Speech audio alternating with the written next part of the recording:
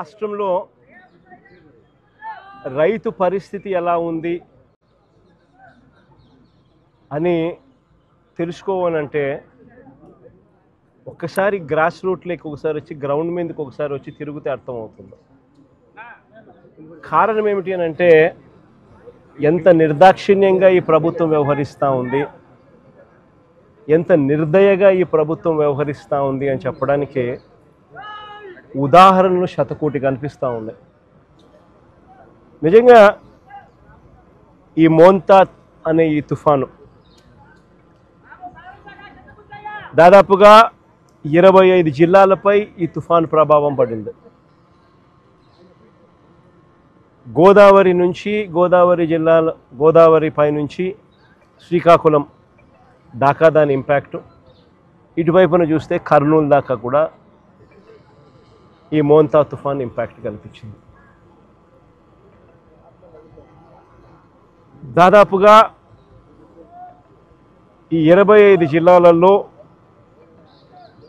రాష్ట్ర వ్యాప్తంగా దాదాపుగా 15 లక్షల ఎకరాలలో పంట నష్టం జరిగింది. నిజంగా ఎప్పుడు ఊహించని విధంగా ఈ తుఫాను వల్ల పంటలు నష్టపోయిన పరిస్థితులు చోటు చేసుకున్న పరిస్థితులు ఇవి. ఎందుకు ఈ పరిస్థితి వచ్చింది అని అంటే కారణం వరి అన్నది అత్యధికంగా ఈ 15 లక్షల ఎకరాలలో దాదాపుగా 11 లక్షల ఎకరాలు పంట నష్టం జరిగింది వరి పంటకి.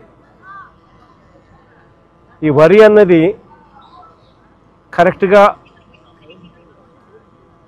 గింజలు పాలు పోసుకునే పరిస్థితిలో ఉన్నప్పుడు జరిగిన దారుణమైన పరిస్థితి ఇది. తీవ్రమైన గాలులు, ఆ గాలులతో పాటు వచ్చిన వర్షాలు, నిజంగా ఎంత దారుణమైన పరిస్థితి అన్నది చెప్పడానికి ఒకసారి చూస్తే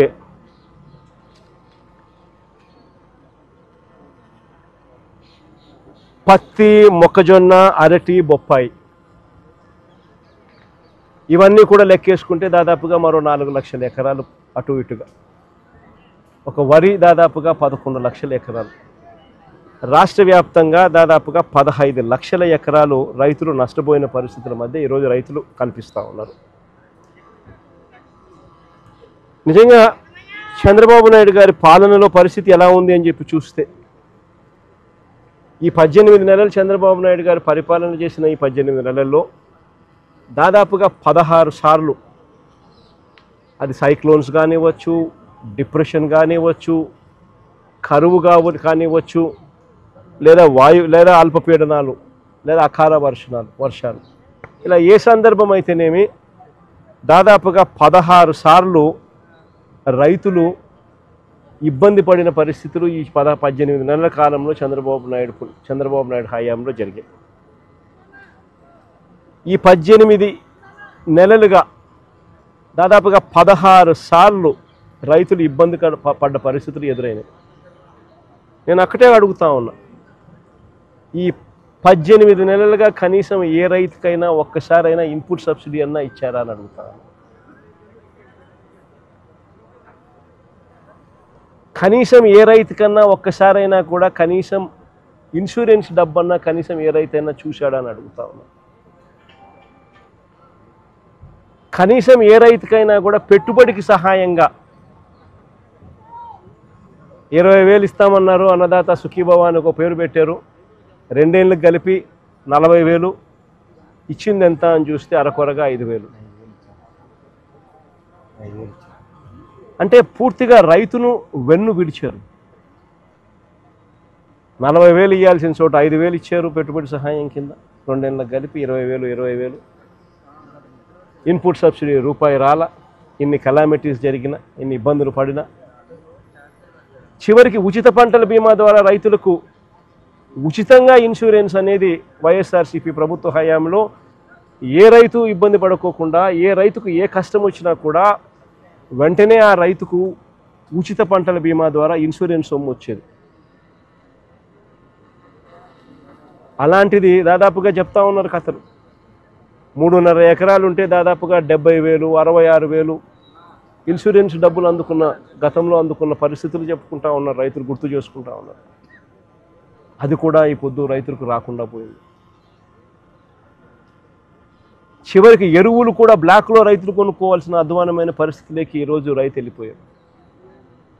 263 రూపాయలకు దొరకాల్సిన ఎరువు యూరియా ఏకంగా 500 రూపాయలకు 600 అన్నైతే 600 రూపాయలకు కూడా కొనుక్కున్నాడు. అవసరాన్ని బట్టి బ్లాక్లో విచ్చలవిడిగా అమ్ముతా ఉన్నారు. పంట అమ్ముదాము అని చెప్పి చూస్తే ఇన్ని నష్టాలకు ఊర్చి రైతు కష్టపడి పంట పండిస్తే పంట అమ్మాలని చూస్తే ఆ పంట గిట్టుబాటు ధరలు రాని పరిస్థితి. ఎంఎస్పి చూస్తే 1750, రైతు చేతికి వస్తుంది ఎంత అంటే కేవలం 1350 రూపాయలు. ప్రతి అడుగులోనూ కూడా రైతు నష్టపోతా ఉన్న పరిస్థితి ఈ చంద్రబాబు నాయుడు గారి ప్రభుత్వంలో మనం చూసాం. నేను అడుగుతా ఉన్నా, అదే ఒకసారి ఇంతకుముందు గతంలో వైఎస్ఆర్సీపీ ప్రభుత్వ హయాంలో ఈరోజు ప్రతి రైతు కూడా ఏ విషయాలు గుర్తు తెచ్చుకుంటా ఉన్నాడు. ఏ రోజు ఏ రైతు కూడా పంట నష్టం జరిగితే ఇబ్బంది పడే పరిస్థితి రావాల్సి వస్తుంది అని ఏ రోజు ఏ రైతు అధైర్యపడాల. గతంలో వైఎస్ఆర్సీపీ ప్రభుత్వ హయాంలో ప్రతి రైతుకు ఒక భరోసా ఉండేది. పంట గన నష్టం జరిగిందనంటే జగనన్న ఉన్నాడు, ఉచిత పంటల బీమా ఉంది, వెంటనే మాకు డబ్బులు వస్తాయి. పంట నష్టం జరిగినా కూడా అన్న తోడుగా ఉంటాడు, ఉచిత పంటల బీమా చేశాడు, మాకు ఆదుకుంటాడు అని చెప్పి ప్రతి రైతుకు ఒక భరోసా ఉండేది. అన్న ఉన్నాడు, సీజన్ ముగిసేలోగానే ఇన్పుట్ సబ్సిడీ మా చేతికి డబ్బిస్తాడు, మరుసటి సీజన్ పోయేసరికి మళ్ళీ చేతిలో డబ్బులు ఆడతాయి, మా చేతిలో డబ్బులు వస్తాయి, ఆ డబ్బుతో మళ్ళీ మరుసటి సీజన్కు మళ్ళీ పంటలు వేసుకునే పెట్టుబడికి పెట్టే పరిస్థితి మాకు ఉంటుంది. పెట్టుబడి మొదలయ్యేసరికి రైతుకు భరోసా ఉండేది. రైతు భరోసా కింద అన్న ఉన్నాడు, 13,500 మాట చెప్పాడు. మాట చెప్పిన ప్రకారం ప్రతి సంవత్సరం ఖచ్చితంగా ఇచ్చాడు. పంట వేసే సమయానికే మా చేతికి 7,500 రూపాయలు మా చేతికి వచ్చేది. అక్టోబర్లో మరో 4,000 ఇచ్చేవాళ్ళు, జనవరిలో మరో 2,000 వచ్చేది. ఖచ్చితంగా 13,500 ఆయన చెప్పిన ప్రకారం ఖచ్చితంగా ప్రతి సంవత్సరం ఆయన ఇచ్చేవాడు పెట్టుబడికి సహాయంగా అని చెప్పి ప్రతి రైతుకు ఒక భరోసా ఉంటుంది. ఏ రైతుకైనా కూడా ఆర్బీకే అనేది చేయి పట్టుకుని నడిపించే ఒక వ్యవస్థగా ఉంటుంది. ప్రతి రైతు కూడా తాను వేసిన పంటను ఈ క్రాప్ జరిగేది.